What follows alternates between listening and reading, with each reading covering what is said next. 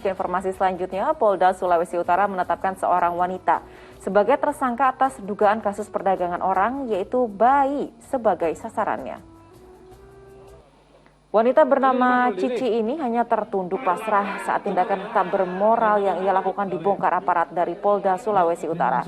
Tersangka yang diketahui berprofesi sebagai dukun bersalin telah 3 kali melakukan penjualan bayi yang didapatkannya dari para ibu yang tak mampu membayar persalinan. Mirisnya, para ibu dari bayi tersebut rela menukarkan bayinya dengan harga Rp50.000 hingga Rp1 juta saja. Petugas juga mengamankan sejumlah barang bukti antara lain bukti pengiriman uang, 2 dokumen akte kelahiran serta tas merah berisi alat gunting pusar bayi. Atas perbuatannya tersangka akan dijerat dengan hukuman 15 tahun penjara. Nampak diperlihatkan oleh penyidik. Ya, astagfirullah, kita akan mengecam tindakan tidak bermoral ini memperjualbelikan bayi yang tidak berdosa. Nah, Pak Ustadz, adakah nasihat yang bisa kita sampaikan untuk orang tua yang menjual bayinya juga kepada dukun beranak yang memperjualbelikan bayi tak berdosa ini? La haula wa la quwata illa billah. Bayi itu adalah merupakan karunia terbesar bagi kita para orang tua. Sehingga orang tua wajib menjaga amanah ini dengan sebaik-baiknya. Allah akan meminta tanggung jawab kepada orang tua. Bagaimana memperlakukannya, bagaimana menjaganya, mengasuhnya, membesarkannya, merawatnya, dan mendidiknya. Demikian juga mereka yang membantu persalinan. Sesungguhnya membantu persalinan, kata Nabi, berpahala besar. Karena persalinan itu memang situasi yang sangat berat. Bagi sang ibu berat, demikian juga para medis atau para tenaga medis yang membantu persalinan, itu pahalanya besar karena itu antara kematian dan kelahiran. Kelahiran bayi atau mungkin ada sesuatu yang tidak diinginkan, kematian misalnya. Karenanya setiap orang yang membantu persalinan, orang tua yang juga melahirkan bayinya, itu adalah karunia, nikmat yang sangat besar. Karena itu nikmat dari Allah Subhanahu wa Ta'ala yang mungkin tidak diberikan kepada setiap manusia. Wajib bagi orang tua untuk menjaga, untuk memelihara, membesarkan. Bahkan nantilah anak itu yang akan memberikan kompensasi. Kompensasi pahala, kompensasi kebaikan. Anaknya soleh dan solehah, orang tuanya mendapatkan investasi pahala.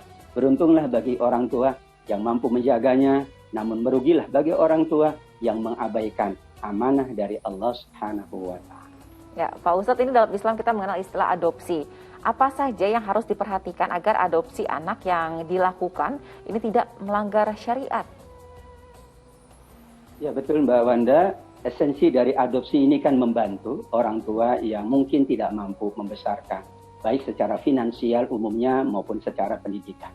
Maka orang yang membantu mengangkat anak ini berpahala besar. Nabi mengingatkan, tentu saat itu adalah banyak yang mengadopsi anak dari anak yang yatim dan piatu.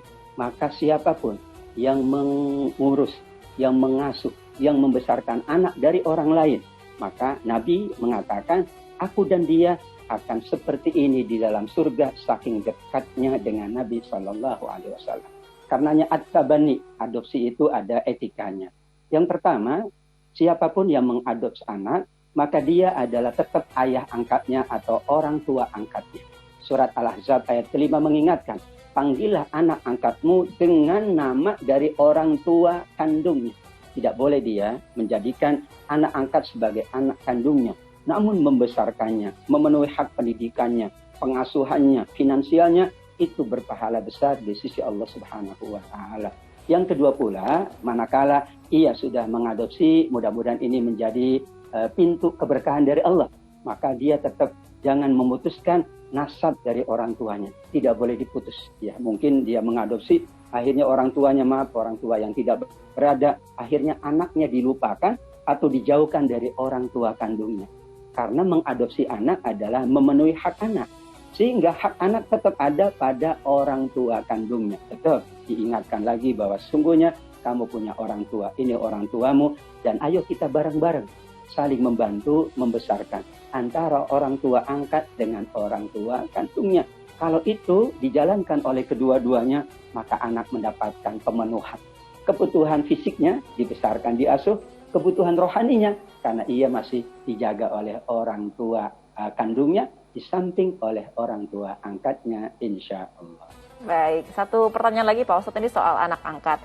Bagaimana hak waris dari anak angkat? Apakah dia berhak begitu atau bagaimana Pak Ustadz? Anak angkat adalah bukan anak kandung, karenanya dia tidak mendapatkan hak waris.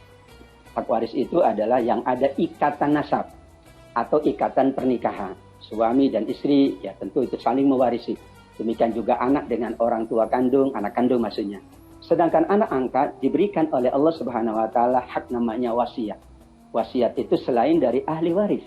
Karena tentu ia sayang kepada anak angkatnya juga mungkin membantu dan sebagainya, maka diberikan lagi haknya bukan hak waris, namanya hak wasiat. Dan wasiat itu adalah setelah kita memenuhi hak waris, barulah wasiat. Dan wasiat tidak boleh lebih dari 1/3 dari seluruh harta yang dimiliki oleh orang tua angkatnya. Demikian, wallahu a'lam.